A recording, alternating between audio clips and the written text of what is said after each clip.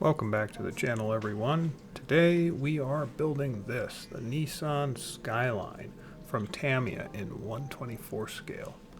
Now I again am not normally a automotive modeler, but still this was a pleasant experience. The plastic is nice. I really have no complaints. I mean, it's just normal standard Tamiya. Glues well, sands well, everything well. There's very few mold lines that are troublesome. There is a significant mold line on the body, but that's easy enough to remove, and we'll get to that later.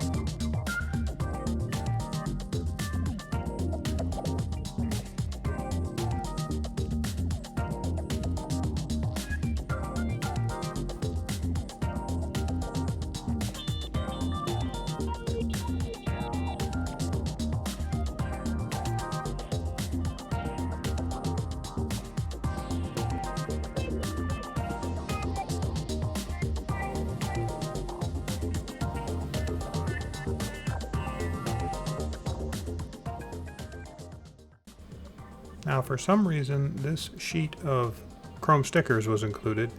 It's not used in this kit so far as I can tell, but still nice to have for later. I also opted to use these 3D printed decals from Quinta Studios instead of the included ones in the kit.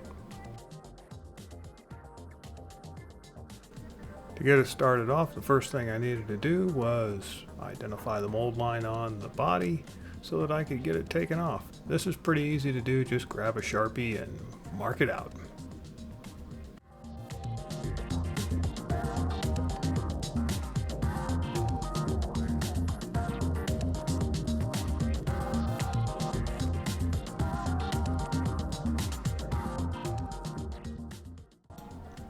Once I was satisfied with finding all the mold lines on the body, I just grabbed my handy dandy hobby knife and went to town removing the mold line.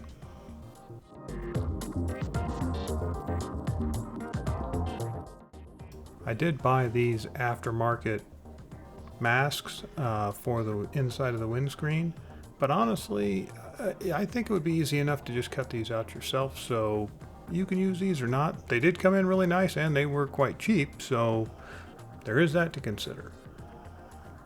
Here I'm assembling the wing. Now, one note here, I did this before I got into the build. I would actually recommend leaving that upper wing section off until the very end and gluing the main body of that wing to the body of the kit before you do any of the painting.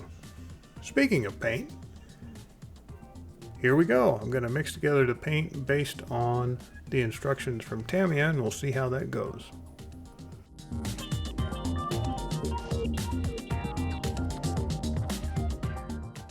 One thing to note is I am mixing up quite a bit of this paint, and I'm putting it into a neat little paint dropper bottle, and that's not a bad idea to do because then you can make small tweaks to what's in the bottle and you'll still have plenty sitting around for later to help you out with any spraying and if you need to do touch-ups later on. The spoon on the right is the mix as Tamiya instructs, and the spoon on the left is the result after I tweaked that a little bit because I didn't like the original result. I would suggest you blend it your own way and see what you like. I decided I wanted to try this nifty little polishing wheel here and see how that went, and I can tell you, don't do it quite this way. Oops, nobody saw that, right? Anyway, I would suggest you spread the polish out, then apply the polishing wheel. Otherwise you make a giant mess, which is what I did. Now, this did seem to work, but honestly, I'm not sure it's any better or more efficient than just using the old polishing cloth. In order to make space for the 3D decals that I bought, I of course had to go and alter the interior quite a bit, and that included removing all the raised details for the radio and the speakers and a few other bits here and there. But it was actually pretty easy, and I just used the little grinding tool and a chisel to fine up the edges, and then I used copious amounts of sprue goo to help unify the surface and give me a nice smooth area to put the 3D decals on.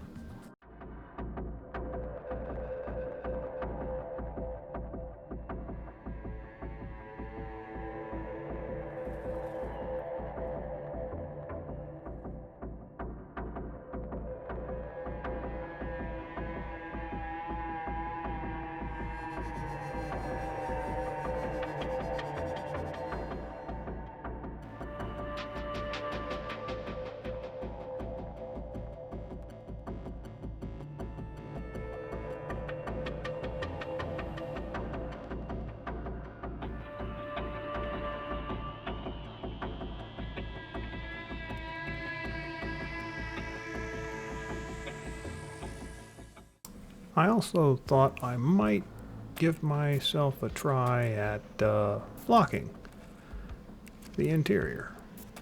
And, well, the first time I tried it, it kind of went like this. And the second time I tried it, it kind of went like this.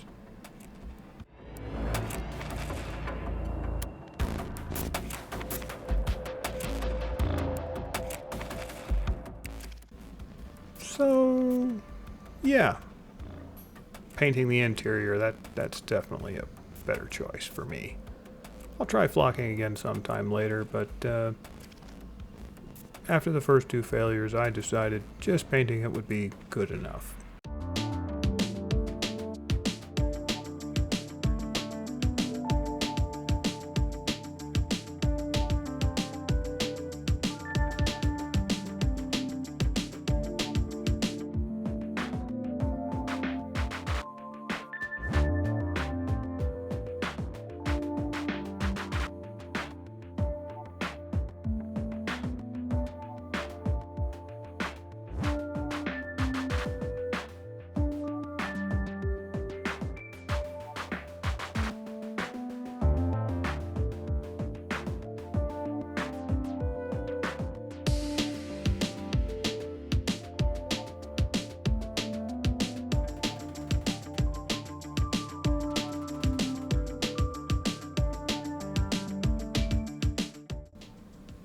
After finishing up the other work and spraying the black trim around the windows and the windshields and the mirrors and everything and the lights, it was time to go ahead and peel off the masks. And this went reasonably well.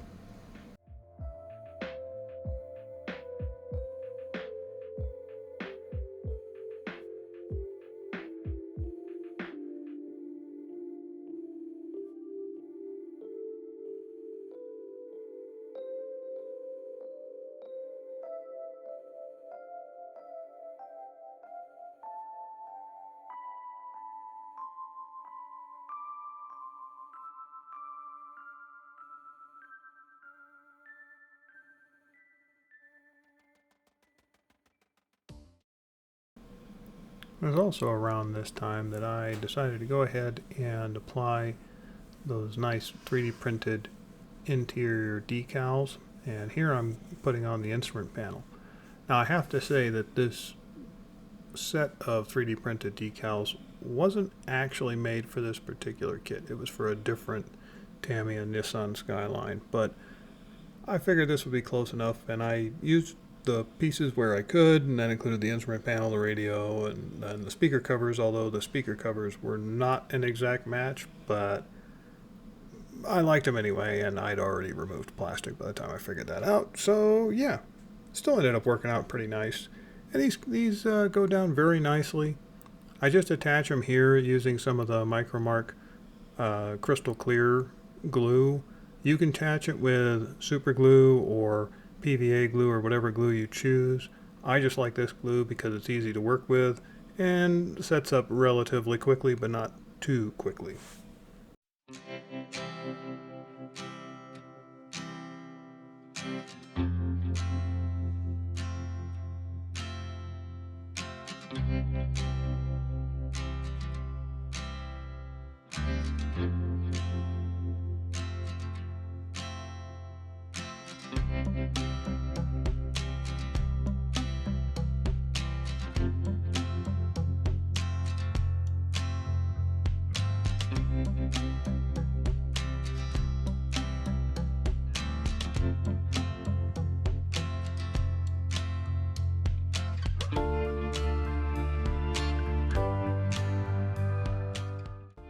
Once all the heavy lifting was done, it was just a matter of doing the finishing work, going around painting the badges, applying exterior decals, etc.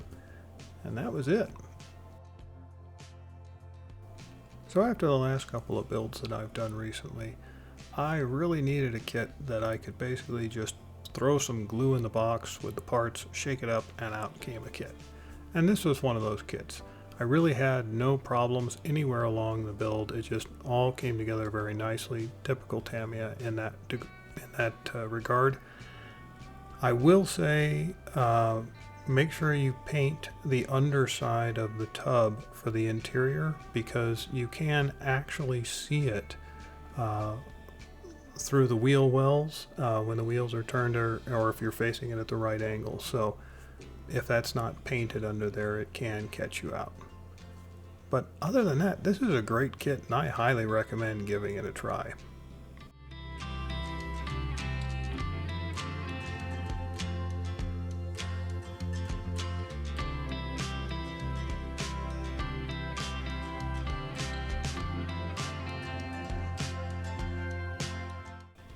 Thank you so much for watching, everyone.